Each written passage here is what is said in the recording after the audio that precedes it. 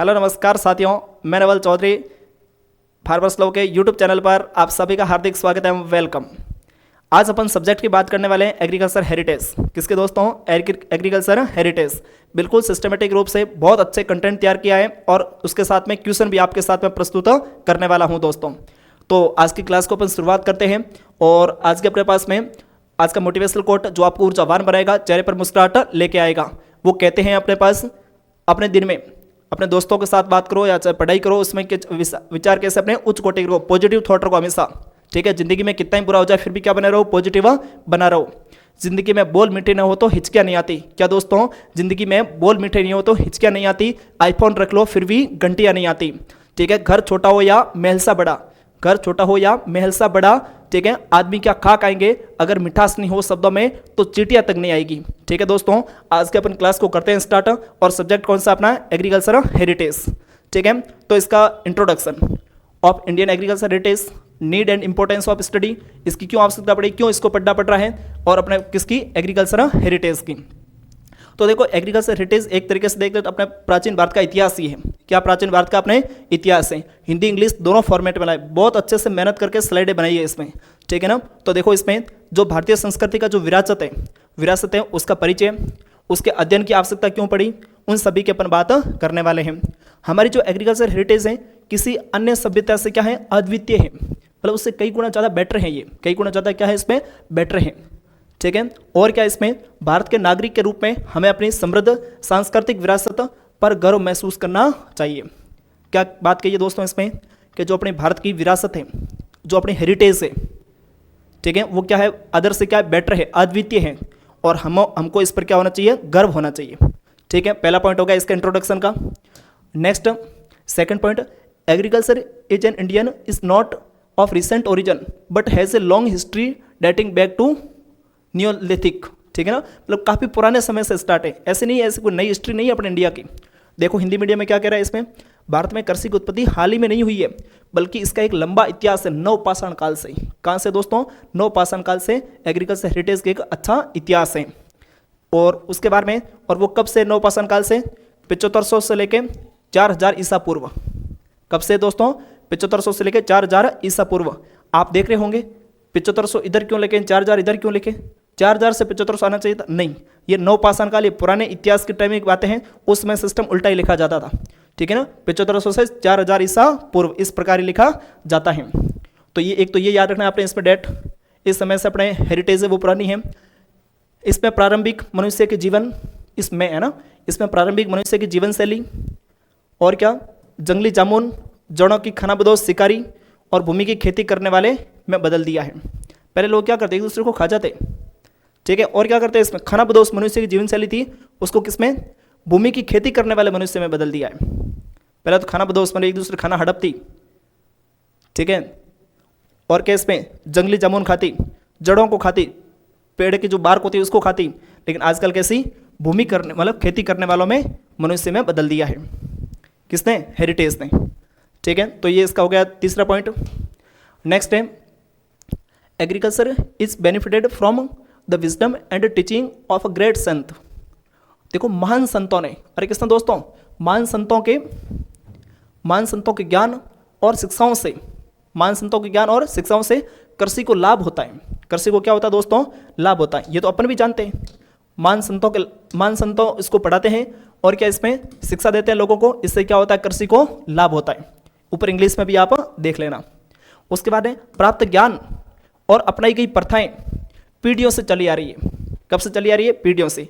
बड़ों का सम्मान करना, राष्ट्रगान हो रहे तो अपन खड़े होते हैं, ये बातें कब से? कई वर्षों से चली आ रही है, बड़ों के द्वारा सिखाई गई इन बातों को अपन फॉलो कर रहे हैं कंटिन्यू। ठीक है ना दोस्तों? उसके बाद में पारंपरिक किसानों ने प्रकृति के अनुकूल विकास किया है।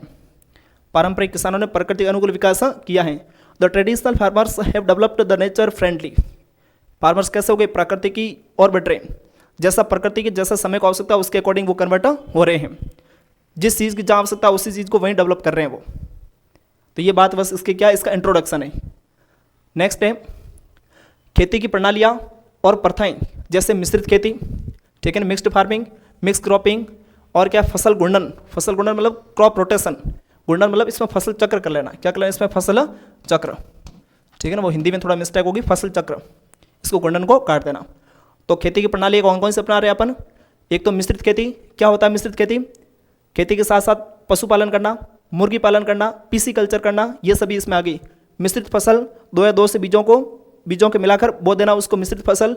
फसल चक्र मतलब एक ही निश्चित स्थान व निश्चित समय में फसलों को हेर फेर करके बोना, क्या कहलाता है? तो वो अपने पास में कहलाता है फसल चक्र। ठीक है दोस्तों, प्राचीन भारत के महान महाकाव्य, प्राचीन भारत के महान महाकाव्य भारत के किसानों की पुरानी पीढ़ियों के आसपास मौजूद ज्ञान की गहराइयों को दर्शाते हैं। जो भारत के किसान हैं उनके पास जो ज्ञान है वो किसको रिप्रेजेंट कर रहा है? वो रिप्रेजेंट किसको? प्राचीन भारत के महान महाकाव्य। जो पुराने समय में जो बड़े बड़े लोग होते थे, जो बड़े बड़े क्या होते थे? लोग। जो बड़े बड़े क्या होते थे? लोग। उनका जो ज्ञान है वो कौन दर्शाते हैं? तो आजकल के किसान वो उसको ज्ञान को दर्शाते हैं। ठीक है ना, ये तो था उसका क्या, उसकी हिस्ट्री, उसकी क्या थी अपने पास में? हिस्ट्री थी। ठीक है ना, उसका सॉरी वो इंट्रोडक्शन। अब अपने पास कौन आ रहा है? इसमें हिस्ट्री आ रहा है। कौन आ रहा है अब अपने पास में? हिस्ट्री आ रहा है।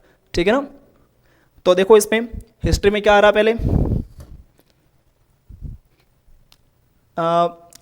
हिस्ट्री में इसमें क्या? Continuous record of past event, इसको अपन हिस्ट्री बोलते हैं। पहले देखो हिस्ट्री की परिभाषा देखिए एग्रीकल्चर हेरिटेज में, continuous record of past event, तो इसको हिस्ट्री बोल दिया। हेरिटेज किसको बोलेंगे? तो हेरिटेज देख लो, इसमें विरासत में मिले मूल्यों को एक पीढ़ी से दूसरी पीढ़ी तक ले जाया जाता है। हेरिटेज किसको बोलते हैं? किसी को जमीन विरासत में मिली है, किसी को पहचान विरासत में मिली है, उसको एक पीढ़ी से दूसरी पीढ़ी तक लेके जाना, और हिस्ट्री मतलब पुराने टाइम से रिकॉर्ड रखना, इन दोनों को मिला दिया तो क्या बन गया? Agriculture heritage. ठीक है ना, तो हेरिटेज शब्द आ गया आपको। हेरिटेज मतलब विरासत। खूब सारे किले, किसी को राजा महाराजाओं की उपाधि ये मिलती है अपने, क्या कुर्सी मिलती है विरासत में। ठीक है ना, किसी को जिंदगी में हासिल करना पड़ता, कुछ भी नहीं मिलता विरासत में। वास्तव में जो संघर्ष करता वही सीखता है इंसान दुनिया में। ठीक है ना, तो आपको उस बात पे फोकस करना चाहिए। तो ये तो क्या होगा इसमें? हिस्ट्री, और इन दोनों को जोड़ने से अपने पास क्या बन गया? Agriculture heritage. क्या बन गया दोस्तों? Agriculture heritage. ठीक है, अब देखो आगे एग्रीकल्चर हेरिटेज, तो इसमें क्या आता है एग्रीकल्चर हेरिटेज में? Value and traditional. क्या दोस्तों? Value and traditional practices adopted in ancient India which are more relevant for present day system. देखो इसमें क्या करा? प्राचीन भारत में अपनाए गए मूल्य और पारंपरिक प्रथाएं, इसको लाइन इंटरलाइन कर दो। प्राचीन भारत में अपनाए गए मूल्य और पारंपरिक प्रथाएं जो वर्तमान प्रणाली के लिए अधिक प्रासंगिक है, वर्तमान प्रणाली के लिए अधिक प्रासंगिक है, मतलब बहुत ज़्यादा उसके लिए क्या है? वैल्यूबल है, बहुत ज़्यादा उसके लिए क्या है? वैल्यूबल है। ठीक है ना, तो बढ़ते हैं उसको अपन नेक्स्ट आगे। नेक्स्ट अपने पास में इसकी हिस्ट्री की, हेरिटेज की, एग्रीकल्चर हेरिटेज, इन तीनों की आपको डेफिनेशन अच्छे से याद होनी चाहिए। क्या याद होनी चाहिए? इन तीनों अच्छे से आपको डेफिनेशन याद होनी चाहिए। ठीक है ना, किसकी आपके पास में? एक तो हिस्ट्री, एक हेरिटेज, और एक कौन इसमें? एग्रीकल्चर हेरिटेज की। दोनों को मिश्रित करके अच्छे से इसकी परिभाषा आपको याद करनी है।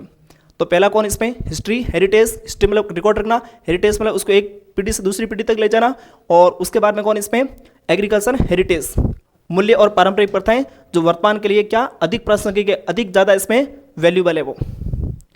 तो देखो आप इसमें, ठीक है ना, तो पहली बात क्या? History denote the continuous record of past event. देख लो इसमें इतिहास, इसमें क्या होता है अपने पास में? इतिहास अतीत की घटनाओं के निरंतर रिकॉर्ड को दर्शाता है, जबकि विरासत एक पीढ़ी से दूसरी पीढ़ी तक विरासत के मूल्यों को इंगित करती है। देखो दोनों में एक फर्क है। हिस्ट्री क्या पुराना रिकॉर्ड है, और हेरिटेज क्या है? इसमें एक पीढ़ी से दूसरी पीढ़ी तक वो मूल्य ले जाता है, उसको मूल्यों को डिनोट करता है। एग्रीकल्चर हेरिटेज प्राचीन भारत में अपनाए गए मूल्यों और पारंपरिक प्रथाओं को दर्शाती है। ये लाइन इसको इंपॉर्टेंट करना तुम यहीं से, ठीक है ना। एग्रीकल्चर हेरिटेज प्राचीन भारत में अपनाए गए मूल्यों और पारंपरिक प्रथाओं को दर्शाती हैं जो वर्तमान प्रणाली के लिए अधिक प्रासंगिक है, मतलब बहुत ज़्यादा यूजफुल है या बहुत ज़्यादा उससे रिलेटेड है, ठीक है। उसके बाद में next, need and importance for studying agriculture heritage. Agriculture heritage की पढ़ने की आवश्यकता क्यों पड़ी? एग्रीकल्चर हेरिटेज अपन को पढ़ने की आवश्यकता क्यों पड़ी? तो देखते हैं क्यों पड़ी आवश्यकता इसकी पढ़ने की। पहली बात क्या है इसमें, हमारी कृषि में बहुत सी विरासत में मिली है, जैसे टिकाऊ कृषि जो एक पीढ़ी से दूसरी पीढ़ी तक हस्तांतरित हो रही है, ठीक है ना। टिकाऊ कृषि मतलब इसको क्या बोलते हैं? सस्टेनेबल। क्या बोलते हैं इसको? सस्टेनेबल। सस्टेनेबल वर्ड है, उसका अर्थ क्या होता है? लंबे समय तक उस सिस्टम को बनाए रखना, जो भी आपके पास में रिसोर्स है उसका अच्छे तरीके से यूटिलाइज करना, उसका क्या करना? अच्छे तरीके से यूटिलाइज, और उसको लंबे समय तक बनाए रखना, और इन्वायरमेंट को, अर्थ को किसी प्रकार से नुकसान नहीं पहुंचाना। ये किसका अर्थ होगा अपने इसमें? सस्टेनेबल प्रैक्टिसेस बोल दो या फिर सस्टेनेबल फार्मिंग बोल दो। ठीक है। और क्या इसमें? और भारत में कृषि कोई व्यवसाय नहीं है, कोई बिजनेस नहीं है। आजकल तो खैर बिजनेस बन गया है, लेकिन ये हेरिटेज की बात कर रहा है, बिजनेस नहीं है। ये कई भारतीय आबादी के लिए जीवन का एक तरीका है। भाई देखो, कृषि नहीं होगी तो किसान, फिर किसानी नहीं करेगा तो किसान कैसे कहलाएगा? उसका जीवन यापन कैसे आएगा? तो उसके क्या है? जीवन जीने का एक तरीका है, ये कोई बिजनेस नहीं है। ये पुराने ज़माने के हेरिटेज के अकॉर्डिंग बात सही है, लेकिन आजकल पूरा ज़माना क्या हो गया? इकोनॉमिक युग कहते हैं इसको, इकोनॉमिक एरा कहते हैं, तो इसको भी बिजनेस लोगों ने बना लिया है। ठीक है ना। पहले तो खैर आपको भी पता है, शिक्षा भी क्या बिजनेस नहीं होता था। ठीक है ना। पहले पढ़ते थे शिष्य गुरु के पास, और लास्ट में जो भी दक्षिणा देते उसको दे के चले जाते हैं, लेकिन आज सिस्टम ऐसा नहीं है। आज अगर शिष्य गुरु के पास पढ़ने जा रहे हैं तो पहले दक्षिणा देगा। हो सकता है दक्षिणा नहीं है तो उसको गुरु कई और बार भी कर देते हैं, लेकिन आपको जानकर खुशी होगी, आप जिस प्लेटफॉर्म पे पढ़ रहे हो वो फार्मर्स लव प्लेटफॉर्म है, उसका नाम भी क्या है? Farmers love. कभी आपसे कोई पैसे की या फिर किसी प्रकार की शुल्क फ्री, बिल्कुल आज 2020 से लेकर आज तक आपके लिए निःशुल्क काम कर रहा है। तो आपको भी इस प्रकार से सपोर्ट दिखाना चाहिए कि एक मतलब स्टूडेंट, भाई विकास जी एज ए स्टूडेंट ही काम करने लगे थे, इस पर एज ए स्टूडेंट रहते हुए काम करने लगे थे। आपकी इतनी हेल्प की तो आप भी इसको, चैनल को अपने दोस्तों के साथ शेयर करें। मैं नहीं कहता सब्सक्राइब करें। जब आपको लगे कि वास्तव में कंटेंट में दम है, तब आपको ये बात करनी चाहिए इसमें। जब बात इसकी आगे तो मैंने कही, बाकी आज तक ही किसी को नहीं कहा सब्सक्राइब करने के लिए। ठीक है ना, क्योंकि बच्चा खुद ही कर लेता है, पहले उसको कहने की आवश्यकता ही नहीं होती। तो देखो इसमें टिकाऊ पद्धतियों, एक पीढ़ी से दूसरी पीढ़ी, व्यवसाय नहीं है। पुराने जमाने एक जीने का क्या था? तरीका था लोगों के। उसके बारे में इसलिए आज की पीढ़ी को हमारी प्राचीन और पारंपरिक कृषि प्रणालियों और प्रथाओं के बारे में पता होना चाहिए। भाई पुराने जमाने में क्या था? एक कृषि व्यवसाय नहीं था, एक जीवन जीने का तरीका था। इसलिए क्या कह रहा है? आज की पीढ़ी को हमारी प्राचीन और पारंपरिक प्रणालियों को, प्रथाओं के बारे में पता होना चाहिए कि पुराने जमाने में कैसे क्या था। उनकी मदद से हम भविष्य की शोध रणनीति भी बना सकेंगे। भविष्य में जो भी इसमें फ्यूचर में रिसर्च स्ट्रेटेजी करेंगे, उसकी अपन रणनीति किसके आधार पर बनाएंगे कि भाई कृषि एक बिजनेस नहीं था। ठीक है। उसके बाद में भारत ने कृषि और उसके संबंध क्षेत्रों में जबरदस्त प्रगति की है। बिल्कुल प्रगति की, अपन भी जानते हैं। ऑफ सीजन में ग्रो करना, रूप वो अपने रूप गार्डनिंग करने, इसमें भी सबसे आगे। ठीक है ना। ऑर्गेनिक में भी खूब कर रहा है, लेकिन क्या जबरदस्त प्रगति की है। लेकिन दीर्घकालिक आधार पर उनके प्रतिकूल प्रभाव पर विचार किए बिना इनपुट महान उपयोग पर जोर देने से कृषि की स्थिरता से संबंधित कई समस्याएं पैदा हो सकती हैं। ये यही कहना चाह रहे हैं कि भाई खेती ने खूब प्रगति की है, लेकिन इसके आपको दीर्घकालीन आपकी सोच होनी चाहिए कि भविष्य में इसका क्या हानिकारक इफेक्ट पड़ सकता है। जैसे ग्रीन रिवोल्यूशन समय ज़्यादा क्या प्रयोग किया? ग्रीन रिवोल्यूशन समय ज़्यादा क्या प्रयोग किया था? Insecticide, pesticide. तो आपको इसका इफेक्ट दिख गया। ग्रीन रिवोल्यूशन कहाँ आई थी? पंजाब हरियाणा। तो वहाँ से लेके कैंसर का बड़ा हॉस्पिटल कहाँ है? बीकानेर। कहाँ है? बीकानेर। तो वहाँ से लेके वहाँ तक एक्सप्रेस चलती है, कैंसर एक्सप्रेस। तो उसका परिणाम दिख रहा है ना। तो ऐसे नहीं अंधाधुंध पे आपको क्या करना है उसमें, समय के साथ, क्या दोस्तों, समय के साथ उसका बहुत आगे तक क्या प्रभाव पड़ता है उस पर भी बात आपको विचार करना चाहिए। से ही आपको इनपुट वगैरह यूज नहीं करना चाहिए। दीर्घकाल में उसके क्या हानिकारक प्रभाव या प्रतिकूल प्रभाव पड़ सकते हैं। उसके बारे में irrational use of chemical fertiliser. Irrational use of chemical fertiliser क्या कह रहा है इसमें? रासायनिक उर्वरक, कीटनाशकों का बहुत ज़्यादा उपयोग नहीं करना चाहिए। प्राकृतिक संसाधनों और एग्रीकल्चर जो अपने पास इकोलॉजी है उसको डिस्टर्ब नहीं करना चाहिए। उसको खतरा है। किससे खतरा है उनको? तो उनको किससे खतरा है? केमिकल फर्टिलाइजर और इंसेक्टिसाइड से। किसको खतरा है? एग्रीकल्चर इकोलॉजी, एग्री पारिस्थितिकी प्रणाली जो सिस्टम है, जीव मर जाएंगे उसकी तरह। जो अपने पास लाभदायक जीव है वो मर जाएंगे। किसान का मित्र होता कैंचुआ आज जमीन में आपको देखने को ही नहीं मिलता है। ठीक है दोस्तों, तो बढ़ते हैं उसमें अपन आगे। नेक्स्ट है इसमें स्वदेशी तकनीक ज्ञान, मतलब आईटी के। क्या इसमें? आईटी के, इंडिजिनस टेक्निकल नॉलेज। इसकी थोड़ी फुल फॉर्म भी तुम जान रखना। ठीक है ना। आ सकते भाई आईटी के की क्या फुल फॉर्म है? तो इसमें इंडिजिनस टेक्निकल नॉलेज। ठीक है ना। टिकाऊ कृषि के अंतर्दृष्टि प्रदान करता है, क्योंकि यह नवाचार आईटी के रूप में एक पीढ़ी से दूसरी पीढ़ी तक चलते रहने, मतलब ये आईटी के हैं, अपने स्वदेशी करो, विदेशी नहीं खरीदो, तो एक पीढ़ी से दूसरी पीढ़ी तक ये चलता रहे।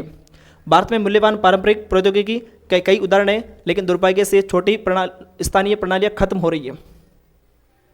ठीक है ना, देखो इसमें there are several examples of valuable traditional technologies.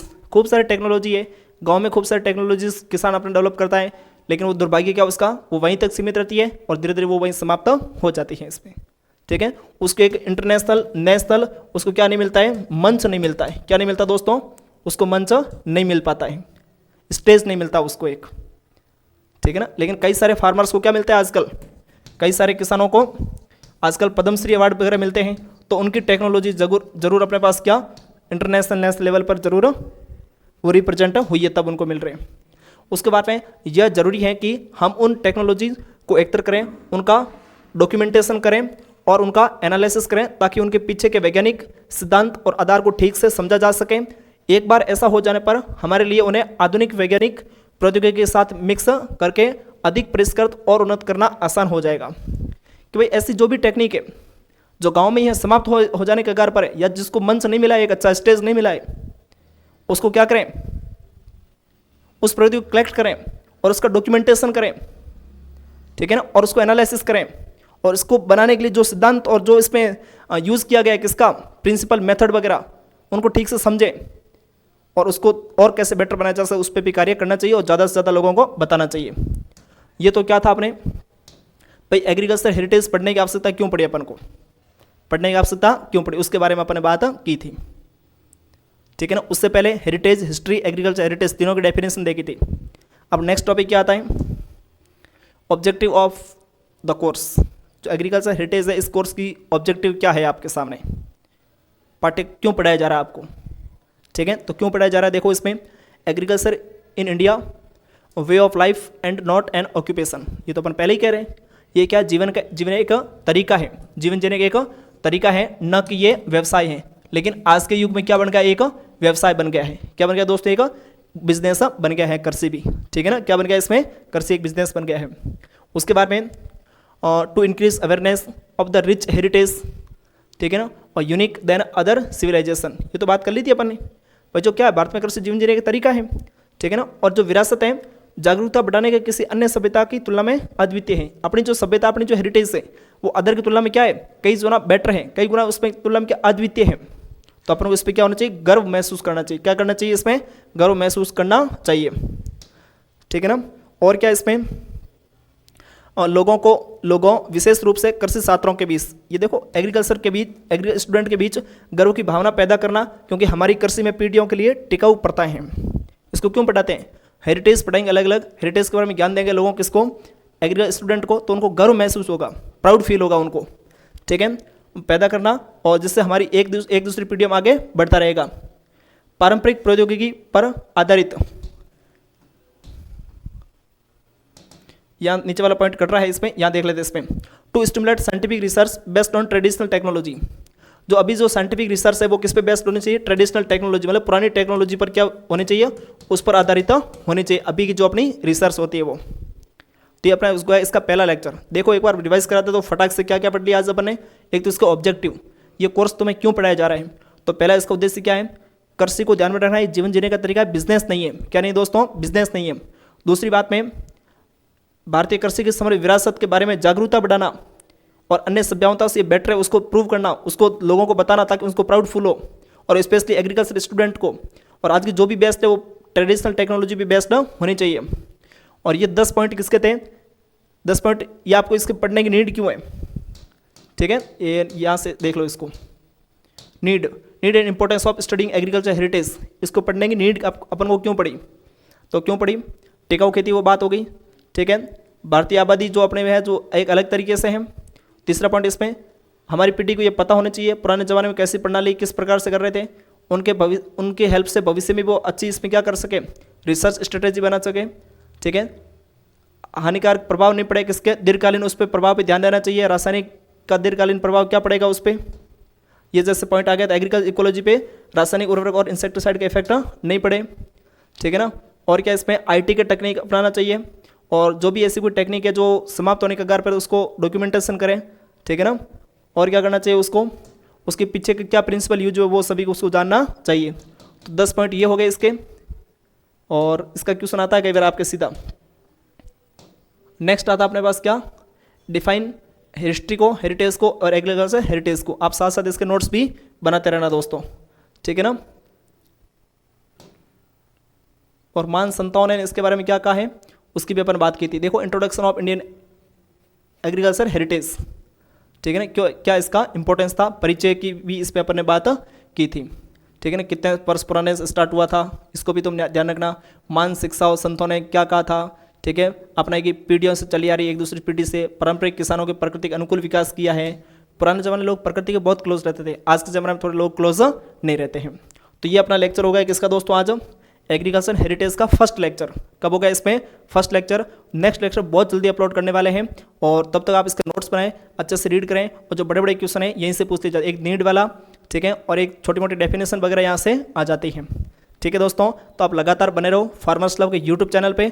मिलते हैं अपन नेक्स्ट क्लास में। थैंक यू दोस्तों।